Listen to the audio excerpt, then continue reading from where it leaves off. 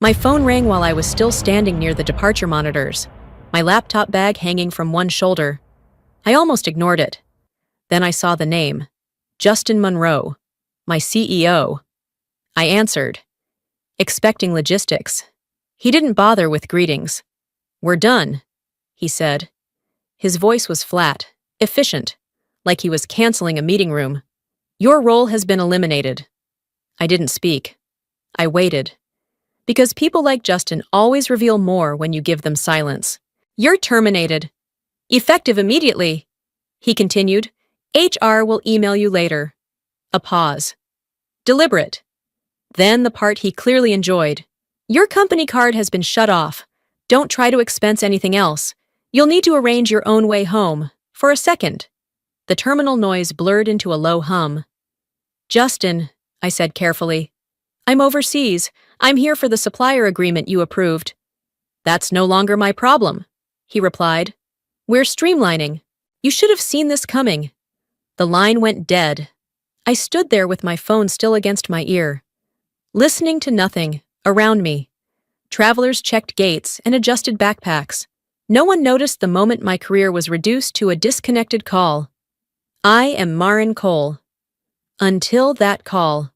I was Director of Strategic Partnerships, the person who kept our supply chain intact across 3 continents. I didn't chase headlines or manage teams for show. I kept factories loyal, contracts stable, and crises invisible. When something didn't break, it was usually because I'd already handled it. Justin Monroe was new, recently elevated, loud about efficiency. He believed leadership meant decisive cuts and visible authority. He liked to fire people quickly, preferably without context, and call it courage. The humiliation didn't arrive all at once. It settled in pieces. I checked my wallet. The card was already declined. My return ticket had been booked through the company account. No HR message, no instructions, just an expectation that I would quietly vanish. I opened my laptop, partly to steady my hands. The meeting file was still on my screen notes. Timelines, approvals. I scrolled down to the attachment we were supposed to finalize. The agreement was still unsigned. I reread the clause Justin had skipped over every time. Exclusive approval authority. Single point of authorization. My name was there. The shock tightened into something colder. Justin thought he had cut me loose. What he'd actually done was sever his own leverage. Standing in that airport, suddenly unemployed and deliberately stranded. I realized one thing with absolute clarity. He had made his move in public, and he had just exposed the nerve he couldn't afford to lose. That kind of call can stay with you longer than you expect if it hit close to home. Take a breath, maybe even plan a short trip or a quiet meal with the people who ground you most. Where are you listening from right now? If this story speaks to you, stay with me and subscribe. What happened next didn't happen by accident. I used to think the hardest part of my job was negotiation. I was wrong. The hardest part was making years of invisible work look effortless. For almost a decade, I was the one who stabilized partners when contracts frayed, who translated panic into patience, who kept suppliers loyal when margins tightened and tempers flared, when shipments were delayed or regulations shifted overnight. My phone rang first. I didn't escalate problems, I absorbed them. Justin never noticed that work.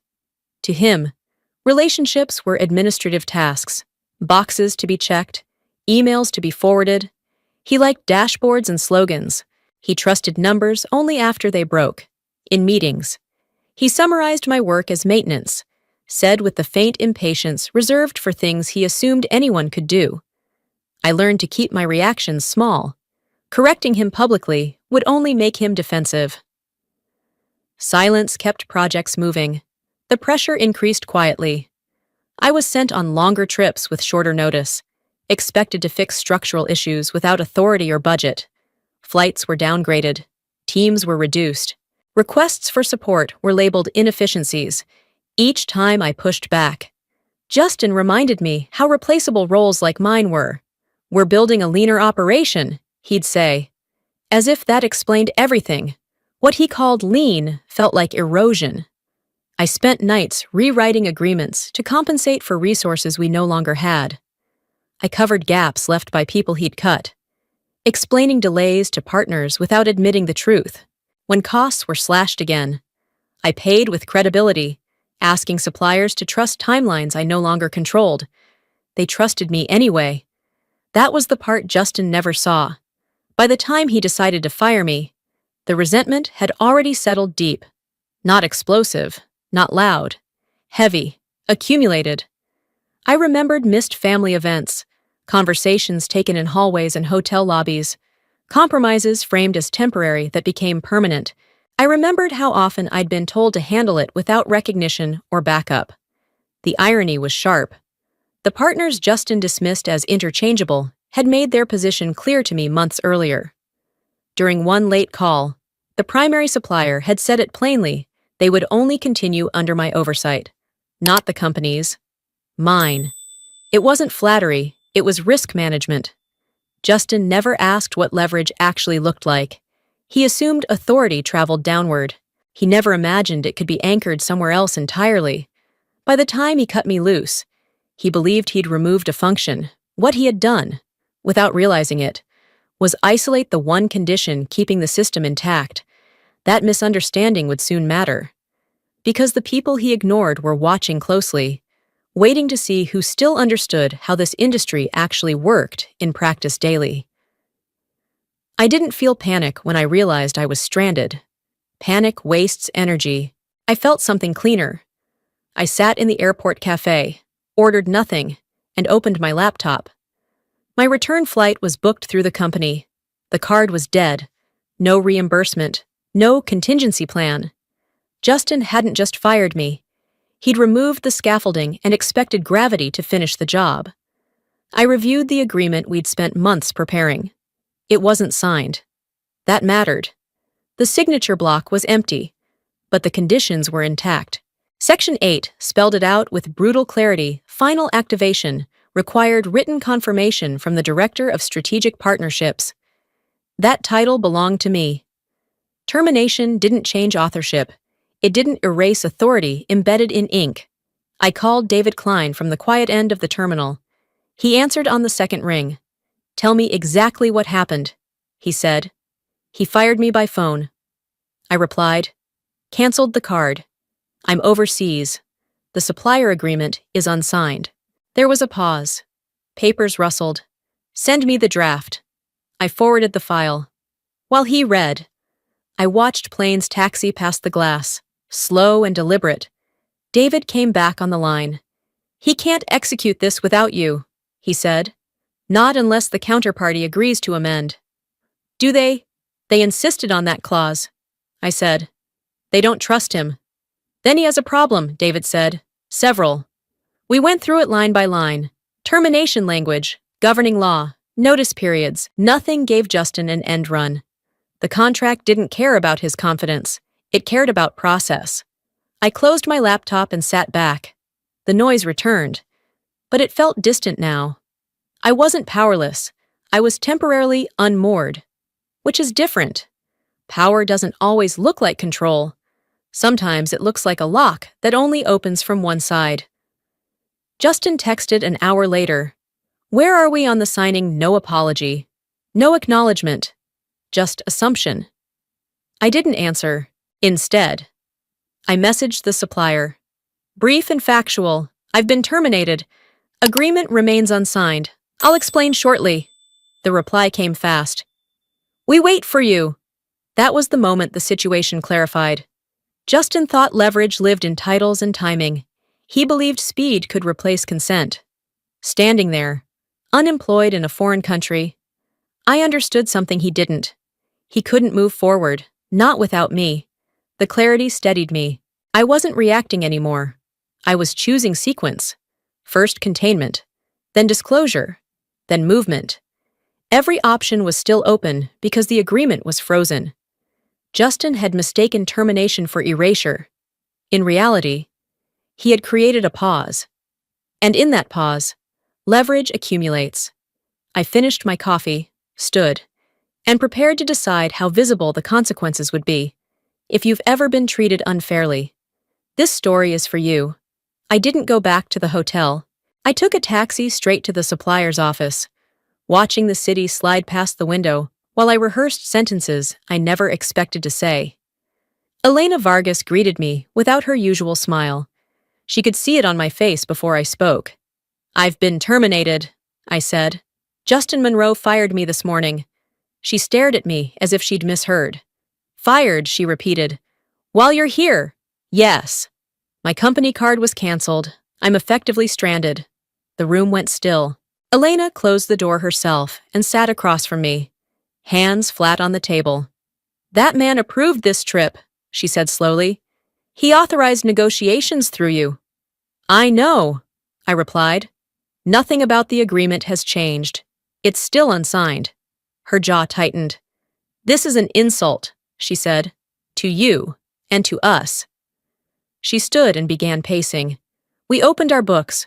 We adjusted production schedules. We trusted your word." Her voice rose. "And he does this?" I kept my tone even. "I wanted you to hear it from me." "I won't pretend otherwise." Elena stopped pacing.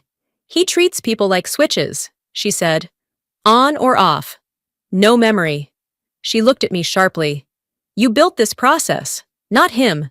"That's why I'm here," I said, "to be clear about what happens next." She leaned forward. "What happens next is that we don't move without you," she said. "We made that condition explicit." "I'm aware," I said, "and I haven't given authorization." A heavy silence settled between us. Outside, machinery hummed, steady and indifferent. Elena exhaled slowly. "You should know something," she said. "This isn't the first time your company tested our patience." I waited. "For over a year," she continued. "Another firm has been calling us, quietly, respectfully. They asked about capacity, about ethics, about long-term partnership." She met my eyes. "They wanted you involved." That tightened the air. "You didn't mention that before." "Because we had an agreement," she said. "And because you were still there." I felt the tension sharpen, reorganize. "If I'm no longer there," I said carefully, "then the agreement can't proceed." Elena nodded. "Correct, and neither will our loyalty." The implication hung between us, precise and dangerous. My firing hadn't ended the negotiation. It had changed its axis. Elena's voice dropped. "Justin thought removing you would make this easier," she said. "He doesn't understand what he just triggered." Neither of us smiled. We didn't need to. The tension stayed unbroken as we both recognized the scale of it. This was no longer about contracts alone. It was about leverage, respect, and consequences traveling faster than anyone planned. I nodded once, signaling understanding, knowing the next call would not be friendly, and that nothing could be undone now.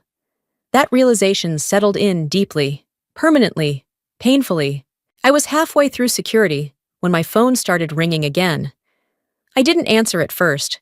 The name kept flashing, stubborn, impatient. Justin Monroe. I let it ring until it stopped. Then rang again. I stepped aside, leaned against the glass railing, and finally answered. "This is getting out of hand," he snapped. "You don't have authority to interfere with company agreements." "I'm not interfering," I said. "I'm not employed." He ignored that. "If this deal collapses, legal will come after you personally. We'll claim breach, inducement, whatever applies." I listened without reacting. Threats always come first with men like Justin. They believe volume creates leverage. "You're making a serious mistake," he continued. "You're exposed here." Silence. His tone shifted. "Look, Marin, let's be reasonable. You're emotional. You've had a rough day." I closed my eyes. Emotional.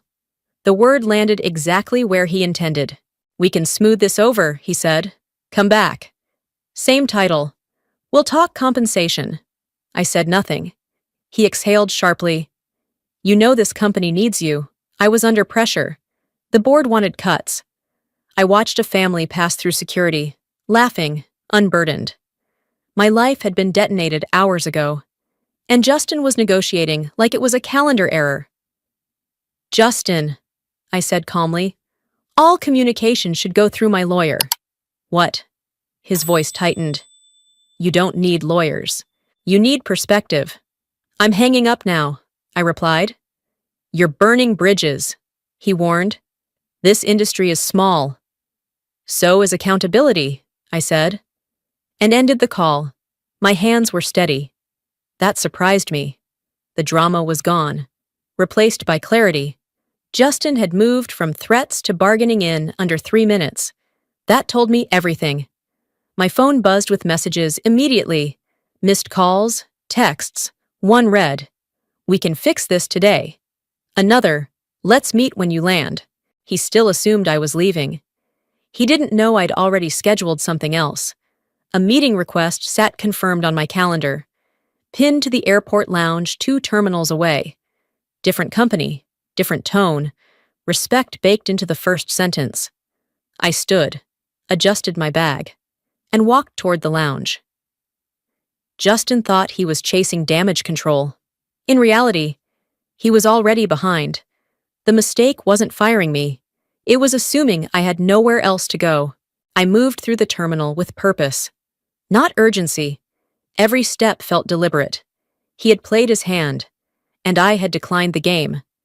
Somewhere behind me, Justin was still dialing, still believing pressure could reverse time. It couldn't.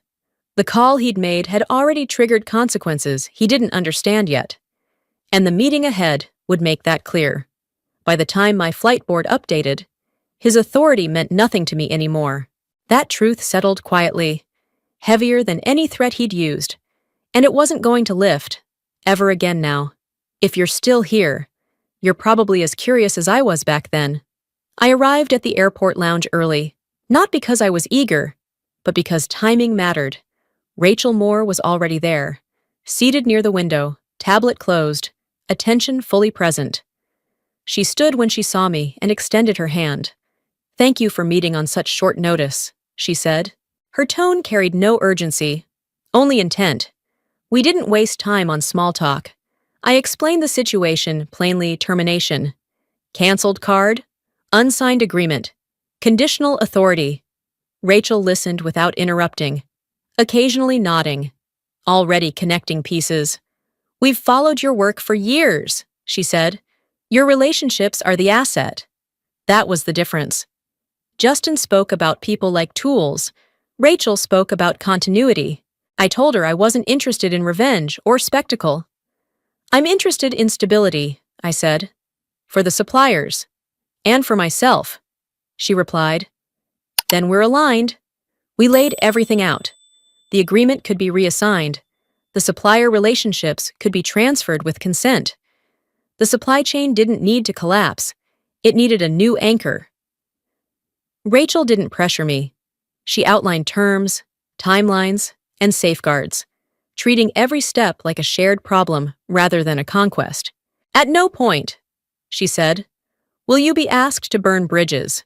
We prefer to inherit trust, not destroy it." I watched the departure board change behind her as we worked. Flights updated, gates shifted. Somewhere else in the terminal, Justin was likely still calling. Here, none of that mattered. Authority felt quiet, almost understated.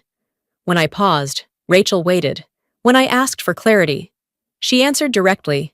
No theatrics, no promises she couldn't keep. "If you move forward," she said, "you won't be isolated again." The final document appeared on her tablet. Clean language, clear responsibilities. My name wasn't buried in fine print. It was centered where decisions lived. I signed. Rachel checked her watch. "Your flight board's in 12 minutes, she said. "We're done." As I stood, the intercom announced pre-boarding. The agreement was finalized before the aircraft doors opened. No applause, no victory speech, just a transfer of leverage executed calmly. I walked toward my gate, knowing the chain had already moved. Contracts, relationships, supply lines shifted without noise. Justin would learn later. For now, I carried the quiet certainty of control, the kind that doesn't announce itself, but never needs to. Power, I realized, wasn't volume or threat. It was position. It was understanding which hinge moved the entire door. sitting alone at the gate. I felt no rush to celebrate. The leverage was already in motion, silent and irreversible, and for the first time that day, I allowed myself to breathe. The next chapter would unfold quickly, but this moment belonged entirely to me, alone and steady. I didn't hear about the collapse immediately. It arrived in fragments, the way real consequences do. A delayed shipment here, a canceled call there. Then a message from a former colleague, "Do you know what's happening?" I knew. Without the primary supplier, production stalled within days. Secondary vendors couldn't scale fast enough, and quality dropped the moment substitutes were rushed in. Retail partners noticed. They always do. Orders were paused, then quietly canceled, justified as inventory alignment. That phrase meant confidence was gone. I watched from a distance, detached. There was no pleasure in it, only a steady confirmation that systems behave predictably when you remove a load-bearing piece. Justin called an emergency meeting, according to someone still inside. He spoke about resilience and adaptability, about temporary headwinds. No one interrupted. Silence can be its own verdict. Emails went out promising fixes. None addressed the core problem. Contracts were renegotiated too late, without leverage. Suppliers demanded protections Justin couldn't offer. Retailers exercised exit clauses. The spring line slipped, then fractured. Marketing spent harder. It didn't help. I felt a cold satisfaction. Not because they were failing, but because I had stopped absorbing the damage for them. For years, I'd shielded leadership from the cost of their decisions. Now the cost was visible. There was relief in that clarity. Justin tried to move faster. He replaced managers, cut more staff, and announced a review. Each move made the structure weaker. People stopped answering phones. Partners stopped returning messages. Trust drains faster than capital. The board demanded updates. Numbers told the story better than any memo. Missed deliveries became penalties. Penalties became losses.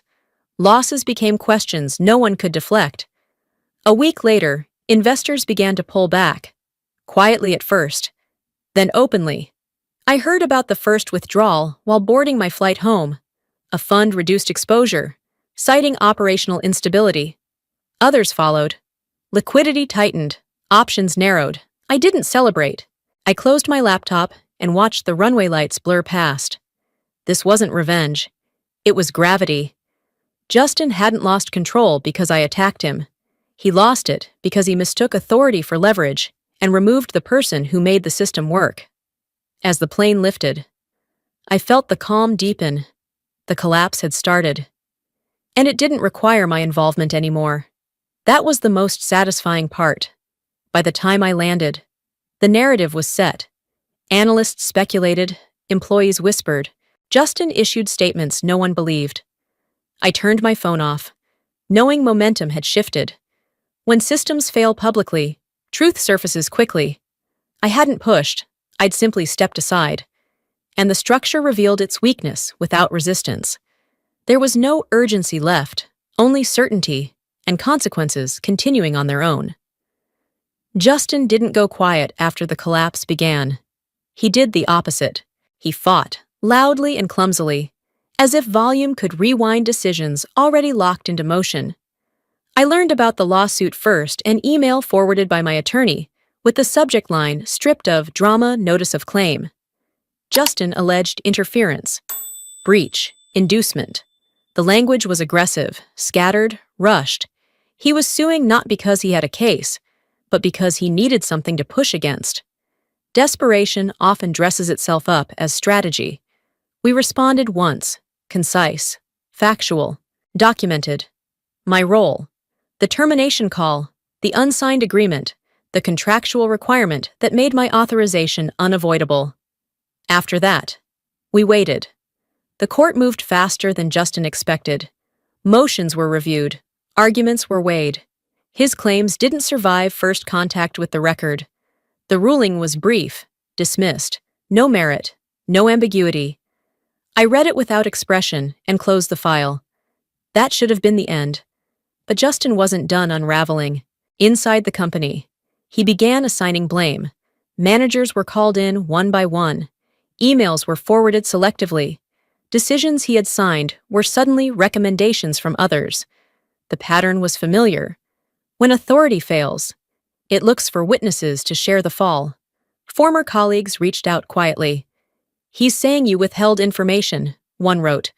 Another, "He claims the supplier change blindsided him." I didn't respond. The truth didn't need my voice anymore. It was already documented, time-stamped, and archived. The real shift came weeks later, when the board intervened. Investors had lost patience. The lawsuit's dismissal raised questions Justin couldn't deflect. Why was the agreement structured that way? Why had the director of strategic partnerships been terminated mid-negotiation? Why had no contingency existed? An internal review was announced, then formalized, then widened. I was asked to provide a statement. I did, once, through counsel. No embellishment, no commentary, just facts in sequence. The call, the cancellation, the authority clause, the ignored warnings. I sent it and stepped back. Justin's messages stopped after that. The investigation uncovered what desperation always leaves behind emails. Approvals, rushed directives issued without review. Patterns emerged, decisions made to signal strength rather than ensure stability. The board didn't move quickly, but it moved decisively. When the outcome finally reached me, it was through a neutral source. Justin had been removed pending findings, access revoked, authority suspended. The phrase used was loss of confidence. I sat with that for a moment, not in triumph, but in recognition. This was the end state he'd accelerated toward the moment he picked up the phone and decided to fire someone he didn't understand. The desperation had burned itself out. What remained was process, catching up, and for the first time since that call in the airport, I felt the weight lift not because he had fallen, but because the system had finally named the failure correctly. I learned about Justin's resignation the way most truths arrive now quietly, through a forwarded memo that wasn't meant for me. No headline yet, no apology, just a line noting his departure effective immediately. The board's language was restrained, but the meaning was clear. He hadn't stepped down. He'd been pushed. The industry filled in the rest faster than any official statement could. Analysts talked. Suppliers compared notes. A single sentence began circulating, repeated with slight variations. A company destroyed itself by discarding the person who held its system together. It wasn't flattering, it wasn't cruel, it was accurate. I didn't comment. I declined every request, every interview, every invitation to tell my side publicly. Silence wasn't strategy anymore, it was alignment. The record already existed. Documents spoke better than sound bites, and spectacle would have cheapened the outcome. Justice didn't need my narration. From a distance, I watched the company reorganize. Interim leadership issued careful promises. Consultants arrived. Damage control replaced ambition. None of it mattered to me. The reckoning wasn't personal, it was structural. Justin's removal didn't restore what had been lost, but it acknowledged where responsibility belonged. My own life moved forward without announcement. A message arrived from Rachel Moore, asking for a call. We spoke briefly. She was direct, as always. "The board approved your appointment," she said. "Senior Vice President, Global Partnerships, effective next month." I said yes without ceremony. The role fit what I was already doing, only now with authority that matched responsibility. There were no cameras, no press releases tied to my name. That was intentional. Power, when used correctly, doesn't ask to be recognized. I boarded another flight days later, not as a terminated employee scrambling for footing, but as an executive with a clear mandate. The contrast wasn't lost on me. Neither was the lesson. Justice hadn't arrived as revenge or vindication. It had arrived as correction. Justin exited quietly. The company he'd led became a case study. I became something else entirely, not a symbol, not a warning, just proof that systems remember who built them. As the plane leveled off, I closed my eyes and felt the calm settle. What had happened was now public, unavoidable, and complete. I hadn't raised my voice or demanded recognition. I had waited, acted when necessary, and let consequences travel to their natural end. That, I realized, was justice. It didn't feel triumphant. It felt balanced, like a system finally recalibrated. The noise faded, the urgency dissolved. In its place was something steadier, respect restored, leverage correctly assigned, and a future no longer dependent on being invisible. I carried that forward. Knowing the reckoning hadn't elevated me, it had simply put everyone where they belonged. That understanding stayed with me long after the headlines moved on, and the industry found new distractions elsewhere quietly. I boarded the flight home without ceremony. No messages, no victory calls, no urge to look back. The seatbelt clicked, the cabin settled, and the urgency that had driven every decision finally loosened its grip. What remained wasn't relief exactly, but something quieter. Earned. I didn't feel like celebrating. There was nothing to toast. I hadn't won a battle. I'd exited a system that no longer deserved maintenance. The collapse behind me would continue without my participation. And that was enough. I stared out the window as the runway slipped away, thinking about how quickly power reveals itself when it's mishandled. I thought about Justin, briefly, without anger. He hadn't been evil or brilliant. He'd been careless with people and confident in abstractions. That combination doesn't last. I didn't need to hate him to understand the outcome. His choices had completed their arc on their own.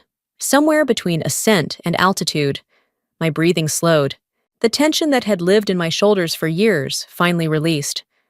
I wasn't rehearsing conversations anymore. I wasn't preparing defenses. I was simply moving forward, intact. I opened my laptop once, not to work, but to close files that no longer belonged to me. Contracts, notes, contingency plans all archived, labeled, finished. There was a clean satisfaction in that finality. I didn't sell his company. I didn't sabotage a single line item. I carried away the only thing he never understood, the trust. The relationships. The quiet logic holding everything together. Without that, the rest could only fail. When the plane leveled and the lights dimmed, I allowed myself a small smile. Not for revenge, for clarity, for choosing not to rebuild what was designed to break. The victory wasn't loud, but it was complete. And it was mine. That was enough for me now today. Living through this taught me something simple and hard-earned. Your value isn't proven by how much pain you absorb, but by what still works when you step aside. I felt the fear, the quiet shame, the long nights of doubt, and then I felt the steadiness that comes from choosing yourself without noise. If you stayed with me to the end, thank you. Take a moment after this, stretch your shoulders. Sip some water. Maybe plan a short walk or a weekend drive with people who make you feel grounded. Where are you listening from right now if this resonated? Leave a comment, tap like, share it with someone who needs it, and subscribe to stay with the stories ahead.